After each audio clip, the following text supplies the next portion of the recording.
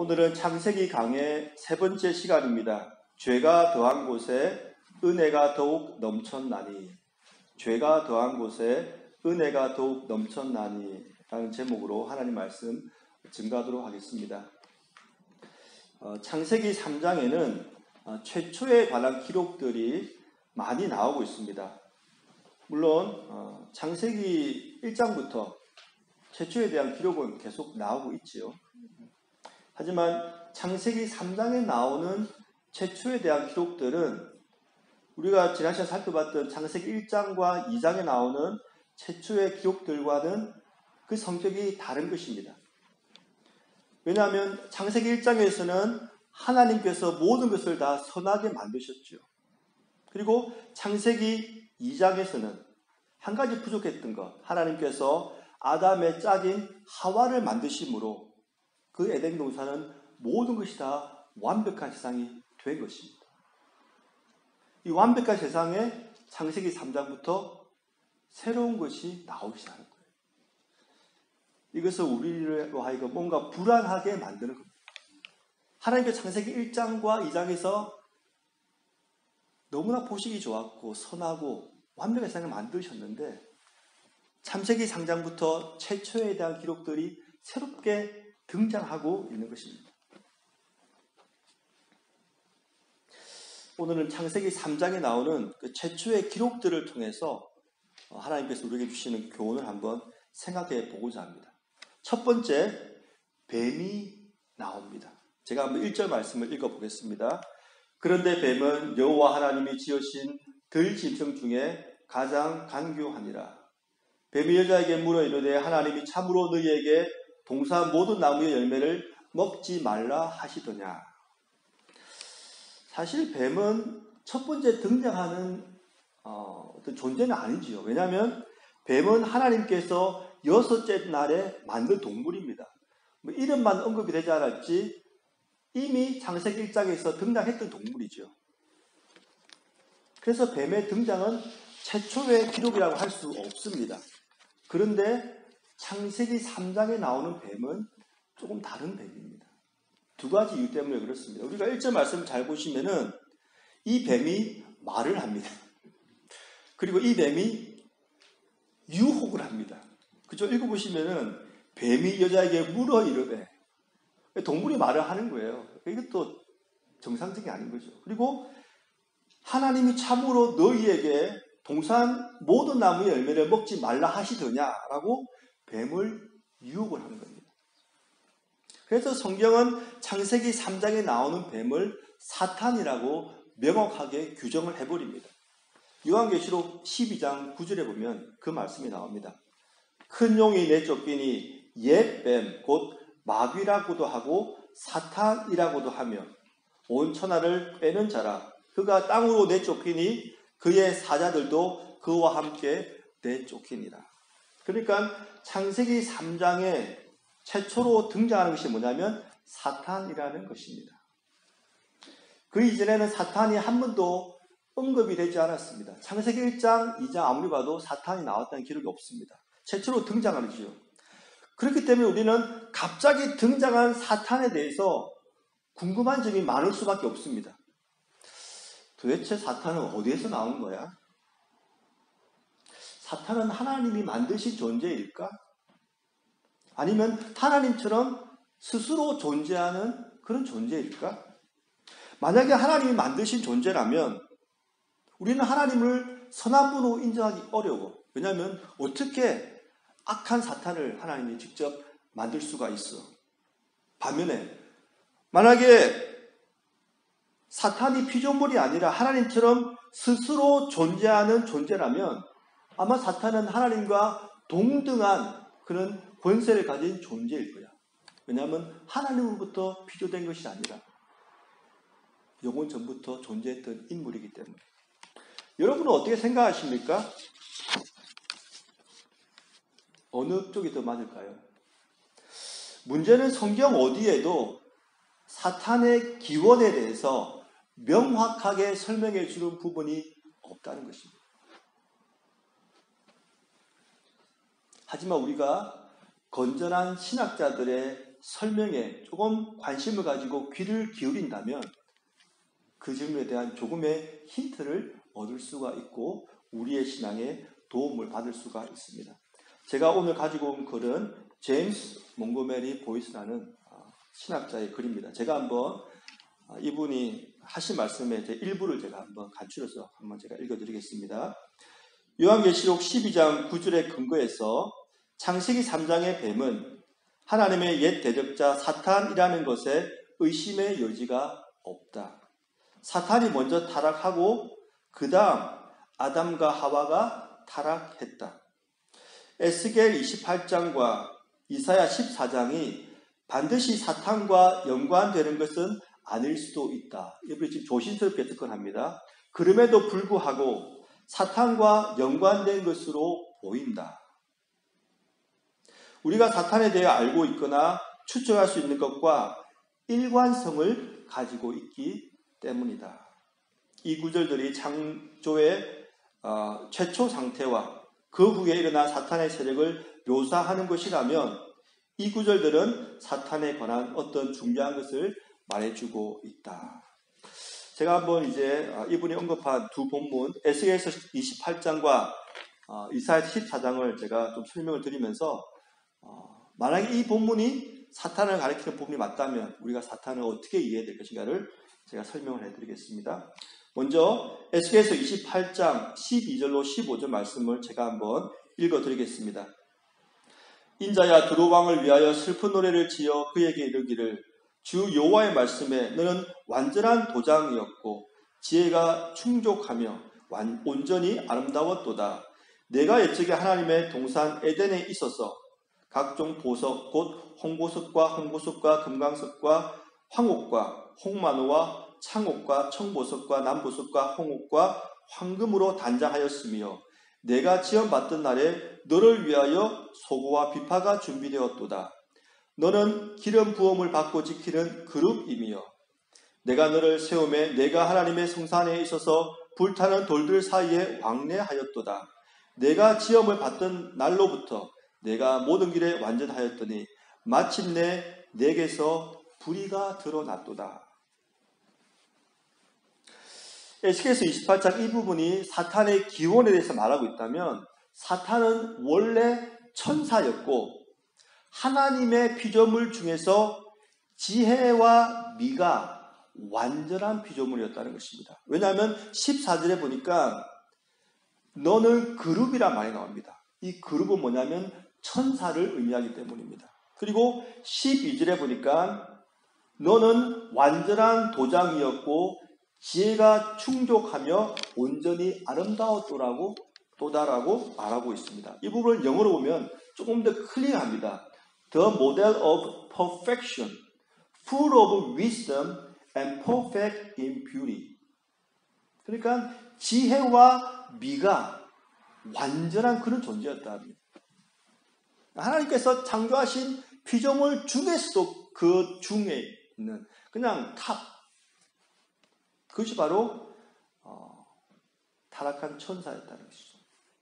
그런데 이런 완전한 존재로 지어받은 천사가 15절에 가서 보면 마침내 내게서 불의가 드러났도다라고 말하고 있습니다. 그러면 이 타락한 천사가 한 불의가 무엇인가? 그 부분에 대해서는 그 밑에 있는 이사야 14장을 읽으면 우리가 이해를 할 수가 있습니다. 제가 이사야서 14장 12절로 15절 말씀을 읽어드리겠습니다. 너 아침의 아들 계명성이여 어찌 그리 하늘에서 떨어졌으며 너 열국을 엎은 자여 어찌 그리 땅에 찍혔는고 내가 내 마음에 이르기를 내가 하늘에 올라 하나님의 뭇별 위에 내 자리를 높이리라. 내가 북극 지폐의 산 위에 앉으리라. 가장 높은 구름에 올라가 지극히 높은 이와 같아지리라 하는도다. 그러나 이제 내가 수월 곧 구덩이 맨 밑에 떨어짐을 당하리로다.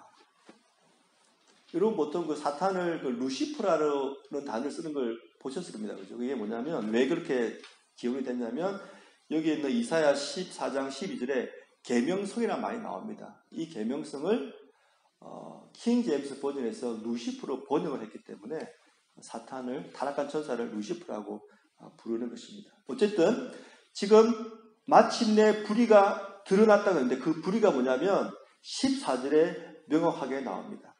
지극히 높은 이와 같아지리라. 여기서 말하는 지극히 높은 이가 누구일까요? 하나님이시죠. 그러니까 피조물 중에서 가장 지혜롭고 가장 아름다운 존재로 창조된 천사가 자신의 그 지위에 만족하지 못하고 지극히 높으시니 하나님과 같아지려고 했다는 것입니다. 이것이 바로 타락한 천사가 천상에서 쫓겨난 이유입니다. 그리고 똑같은 이 죄를 아담과 하와가 사탄의 유혹을 통하여 범하고 맙니다. 두 번째 에덴 동산에서 일어난 창세기 3장에 나오는 것은 유혹입니다. 유혹. 제가 한번 1절 말씀을 다시 읽어드리겠습니다. 그런데 뱀은 여호와 하나님이 지으신 들짐승 중에 가장 간교하니라. 뱀이 여자에게 물어 이르되 하나님이 참으로 너희에게 동산 모든 나무의 열매를 먹지 말라 하시더냐. 창세기 3장 이전에는 유혹이라는 것이 존재하지 않았습니다. 유혹이라는 말은 누군가를 꿰가지고 죄를 짓도록 하는 것이죠. 그런 것이 아예 존재하지 않았는데 창세기 3장에 최초로 등장하는 것입니다. 우리가 창세기 3장에 이 사탄의 유혹, 뱀의 유혹을 잘 살펴보면 사탄이 어떻게 하와를 유혹했는지를 알 수가 있습니다. 그것은 하나님께서 하신 말씀을 의심하도록 해서 하나님의 성품에 대해서 불신하게 만들고 결국 하나님의 말씀을 불순종하게 만드는 것입니다. 1절에 보시면은 사탄이 이렇게 하와에게 질문합니다. 하나님이 참으로 너희에게 동산 모든 나무의 열매를 먹지 말라 하시더냐. 여러분, 이 질문이 하나님의 말씀과 어떻게 다른지 그것을 아시겠습니까? 무엇이 참된 하나님 말씀이었습니까?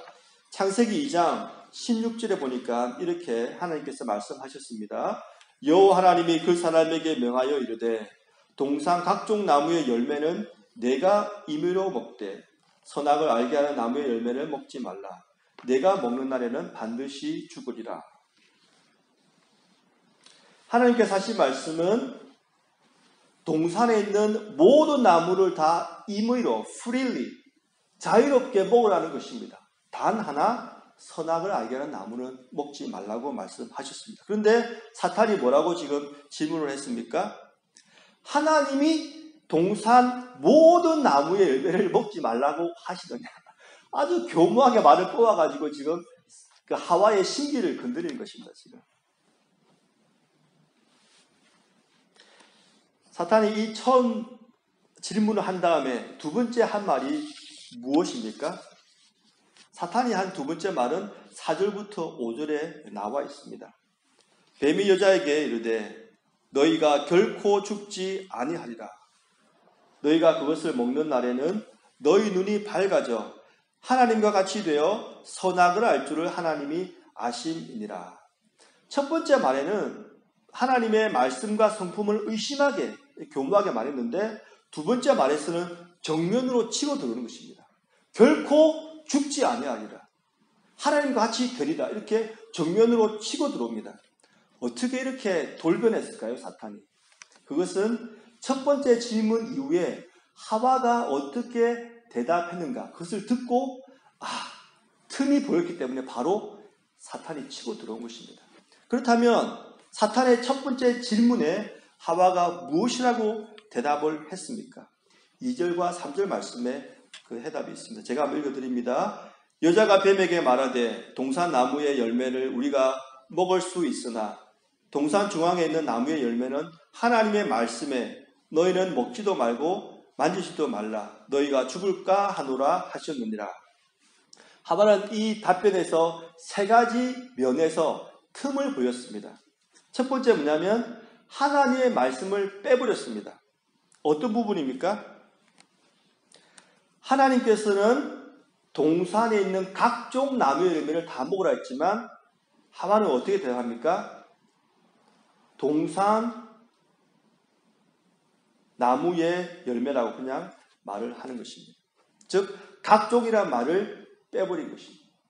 하나님께서 모든 것을 다 주셨는데 그것을 빼버린 것이죠. 그리고 하나님의 말씀에 더했습니다. 그것이 뭐냐면 하나님께서는 먹지 말라고 말씀하셨지만 하와는 먹지도 말고 만지지도 말라고 더한 것입니다. 그리고 마지막으로는 하나님의 말씀을 바꾸어 버렸습니다. 하나님께서는 반드시 죽으리라 라고 풀스탑을 끊었지만 하와는 죽을까 하노라라고 바꾸어 버린 것입니다. 하와가 처음에는 교묘하게 질문했다가 하와가 틈을 몇 가지 보이자 그 틈을 파고들면서 강하게 그냥 결코 죽지 않을 것이고 하나님처럼 될 것이라고 말을 한 것입니다. 사랑하는 성도 여러분, 우리도 마찬가지입니다. 사탄의 유혹에 빠지지 않으려면 하나님의 말씀에 무엇인가를 더하거나 무엇인가를 빼거나 무엇인가를 바꾸려고 하면 안 됩니다. 우리는 하나님의 말씀의 권위를 인정하고 주신 그 말씀 그대로 믿고 순종하는 삶을 살아야 하는 것입니다. 세 번째, 창세기 3장에 나타난 최초의 것이 무엇이냐면 두려움입니다. 두려움. 제가 8절로 10절까지 말씀을 읽어드리겠습니다. 그들이 그날 바람이 불 때 동산에 거니시는 여호와 하나님의 소리를 듣고 아담과 그의 아내가 여호와 하나님의 낯을 피하여 동산 나무 사이에 숨은지라. 여호와 하나님이 아담을 부르시며 그에게 이르시되 내가 어디 있느냐. 이르되 내가 동산에서 하나님의 소리를 듣고 내가 벗었으므로 두려워하여 숨었나이다. 아담과 하와가 범죄하기 전에는 그들에게 어떠한 두려움도 존재하지 않았습니다. 완벽한 에덴 동산에서 평화롭게 살았던 것입니다. 하지만 죄를 짓고 난 다음에 그들에게 찾아온 첫 번째 것이 뭐냐면 바로 두려움이었다는 것입니다. 그런데 아담과 하와가 두려워한 것은 무엇입니까? 바로 하나님을 두려워했습니다. 그래서 하나님의 낯을 피하여 숨어 다녔던 것입니다. 우리가 성경을 읽으면서 발견할 수 있는 한 가지의 진리가 있는데 그것이 뭐냐면 우리가 하나님과 함께 할 수 있다면 그리고 하나님께서 우리와 함께 해주신다면 우리에게는 결코 두려워할 이유가 없다는 것입니다. 반면에 우리가 하나님과 함께하지 못하고 하나님께서도 우리의 죄 때문에 우리와 함께하지 못할 때 우리는 비로소 두려움에 빠질 수밖에 없다는 것입니다. 이사야 41장 10절에 보니까 이런 말씀이 나옵니다. 두려워하지 말라. 내가 너와 함께 함이라. 놀라지 말라. 나는 내 하나님이 됨이라. 내가 너를 굳세게 하리라. 참으로 너를 도와주리라. 참으로 나의 의로운 오른손으로 너를 붙들리라. 하나님께서 두려워하지 말라고 말씀하신 다음에 그 다음에 바로 하신 말씀이 내가 너와 함께 할 것이라고 약속해 주신 것입니다. 우리 그리스도인이 두려워하지 않을 수 있는 이유는 하나님께서 우리와 함께 주시기 때문입니다. 사랑하는 성도 여러분, 혹시 여러분 가운데 두려워하는 것이 최근에 생긴 분이 계십니까? 하나님께서 여러분과 함께 하신다는 것을 꼭 믿으시기 바랍니다. 온 세상보다 온 우주보다 더 크신 분이 여러분과 함께 하시기 때문에 여러분은 더 이상 두려워할 필요가 없는 것입니다. 네 번째는 책임 전가라는 것이 나옵니다. 제가 11절부터 13절까지를 읽어드리겠습니다. 이르시되 누가 너의 벗었음을 내게 알렸느냐? 내가 내게 먹지 말라 명한 그 나무 열매를 내가 먹었느냐? 아담이 이르되 하나님이 주셔서 나와 함께 있게 하신 여자 그가 그 나무 열매를 내게 주므로 내가 먹었나이다. 여호와 하나님이 여자에게 이르시되 내가 어찌하여 이렇게 하였느냐? 여자가 이르되 뱀이 나를 꿰므로 내가 먹었나이다. 책임 전가라는 것이 최초로 인류 역사상 등장한 것입니다. 하나님께서 아담에게 먼저 질문하셨습니다. 내가 그 나무 열매를 먹었느냐? 그러자 아담이 책임 전가를 합니다. 하나님이 주셔서 나와 함께 하신 여자 그가 그 나무 열매를 내게 주므로 내가 먹었나이다. 나무 열매를 준 하와뿐만 아니라 하와를 만드신 하나님까지 지금 책임 전가를 하면서 비난하고 있는 것입니다. 이것이 바로 타락한 인간의 대표적인 모습이지요. 그런데 우리가 성경을 자세히 보면 재미있는 장면을 발견할 수 있습니다. 그것이 뭐냐면 뱀이 하와를 유혹할 때 그 자리에 아담이 있었다는 것입니다. 6절 말씀을 제가 한번 읽어드립니다. 여자가 그 나무를 본즉 먹음직도 하고 보암직도 하고 지혜롭게 할 만큼 탐스럽기도 한 나무인지라. 여자가 그 열매를 따먹고 자기와 함께 있는 남편에게도 주매 그도 먹은지라. 그러니까 아담은 저 멀리 있었고 뱀과 하와만 이야기한 다음에 하와가 따먹고 저기 멀리 있는 아담을 찾아가지고 준 것이 아니라는 거예요. 함께 있었다는 겁니다. 그러니까 아담이 하와와 뱀의 대화를 다 듣고 있었던 거예요. 그런데 하나님의 말씀을 지키고 자신의 아내 하와를 지켜야 할 아담이 아무런 조치도 취하지 않은 것입니다. 이것이 무슨 말이십니까? 아담 역시 뱀의 유혹에 넘어갔다는 겁니다. 그러니까 변명의 여지가 없는 거예요, 지금. 그런데 지금 그럼에도 불구하고 지금 아담이 하는 것은 하나님과 자신의 아내 하와에게 책임을 전가하고 있는 것입니다. 이제 하나님께서 하와에게 질문하십니다. 내가 어찌하여 이렇게 하였느냐? 그러자 하와 역시 솔직하게 하나님처럼 되고 싶어서 잘못했습니다 이렇게 말하지 않고 뱀이 꿰가지고 그 꿰매 넘어갔습니다. 이렇게 대답을 하는 겁니다. 사랑하는 성도 여러분, 혹시 우리도 지금 우리가 처한 환경을 두고 누군가에게 책임을 전가하고 있지는 않습니까? 만약에 그렇다면 나도 별 수 없는 아담과 하와의 후손이구나. 나도 타락한 죄인이구나. 그렇게 생각하시면 딱 맞을 것 같습니다. 5번째, 여자의 후손이라는 단어가 등장합니다. 제가 14절, 15절 말씀을 읽어드립니다. 여호와 하나님이 뱀에게 이르시되 내가 이렇게 하였으니 내가 모든 가축과 들의 모든 짐승보다 더욱 저주를 받아 배로 다니고 살아있는 동안 흙을 먹을지니라. 내가 너로 여자와 원수가 되게 하고 내 후손도 여자의 후손과 원수가 되게 하리니 여자의 후손은 내 머리를 상하게 할 것이요 너는 그의 발꿈치를 상하게 할 것이니라. 여자의 후손이라는 단어가 성경 최초로 등장하는 것입니다. 여기서 중요한 것이 뭐냐면 후손이라는 단어입니다. 히브리 원어에 보니까 이 후손이라는 단어가 남성 단수형을 취하고 있다는 것입니다. 그러니까 여기서 말하는 여자의 후손은 하와가 앞으로 낳을 수많은 후손들을 의미하는 것이 아니고 여자가 낳을 한 남자를 의미하고 있다는 것입니다. 그렇다면 여자의 후손은 과연 누구일까요? 바로 하나님의 아들 예수 그리스도이십니다. 갈라디아서 4장 4절 5절에 이렇게 기록하고 있습니다. 때가 차매 하나님이 그 아들을 보내사 여자에게서 나게 하시고 율법 아래에 나게 하신 것은 율법 아래에 있는 자들을 속량하시고 우리로 아들의 명분을 얻게 하려 하심이니라. 이 말씀이 2000년 전 유대 땅 베들레헴에서 실행된 것입니다. 그리고 예수님께서 이 땅에 오신 이유는 단 한 가지입니다. 마귀의 일을 멸하시기 위해서. 창세기 3장의 버전에 의하면 사탄의 대가리를 깨부수기 위해서 오신 것입니다.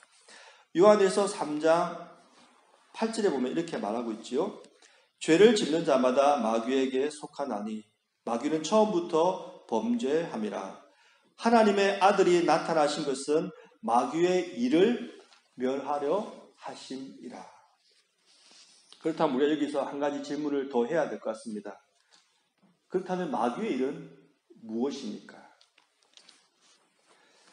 마귀는 자신이 하나님께 주신 그 엄청난 은혜와 축복을 다 내팽개치고 하나님과 같이 데리고 가다가 하나님으로부터 쫓겨난 그런 시대가 되었지요. 그리고 마지막 심판 때, 최후의 심판 때 영원한 불심판을 받을 것을 알고 있었습니다. 그래서 마귀가 하는 일은 뭐냐면 이 땅에 내려와서 자신만 죽지 않고 사람들을 계속 유혹해서 같이 죽으려고 하는 것입니다. 그게 바로 마귀의 일입니다. 마태복음 25장 41절에 보면 이런 말씀이 나옵니다. 또 왼편에 있는 자들에게 이르시되 저주를 받은 자들아 나를 떠나 마귀와 그의 사자들을 위하여 예비된 영원한 불에 들어가라. 사랑하는 성도 여러분, 원래 지옥불은 사람을 심판하기 위해서 만든 곳이 아닙니다. 성경을 자세히 보시면 마귀와 그의 사자들을 위하여 하나님께서 영원한 지옥불을 예비하신 것입니다. 그런데 마귀가 하는 일이 뭐냐면 이 땅에 내려와서 사람들을 유혹해서 물귀신이 아니라 불귀신 작전입니다. 같이 불 안에 떨어져 죽자는 것입니다. 그게 마귀의 일이죠. 그런데 예수님께서 오셔서 그 마귀의 일을 멸하시기 시작하신 것입니다. 여섯 번째, 가죽 옷이 나옵니다. 이 부분은 제가 읽어드리겠습니다.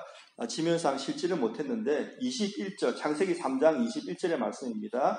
여호와 하나님이 아담과 그의 아내를 위하여 가죽 옷을 지어 입히시니라.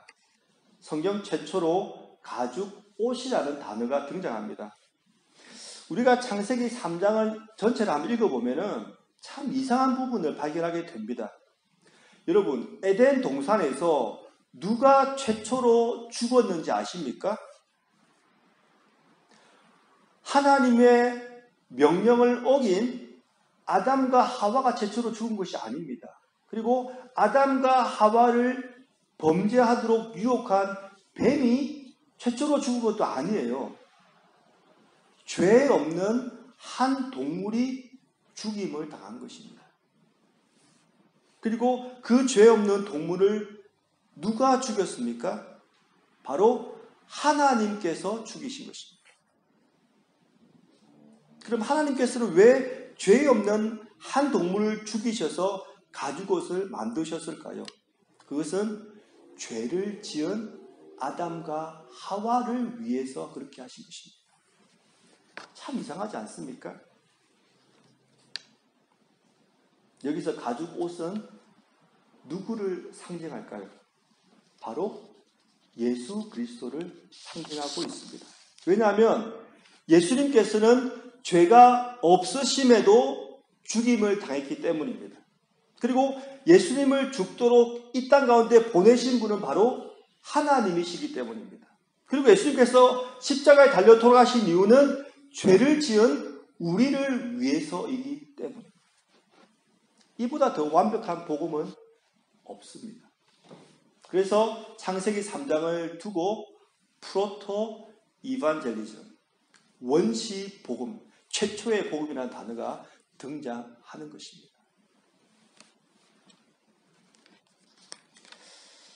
마지막 일곱 번째, 종합해 보면 하나님의 은혜가 이 속에 나옵니다. 창세기 3장을 한번 정리해 보겠습니다. 뱀의 유혹으로 하와가 선악과를 따먹고 함께 있던 아담에게도 주어서 그도 먹었습니다.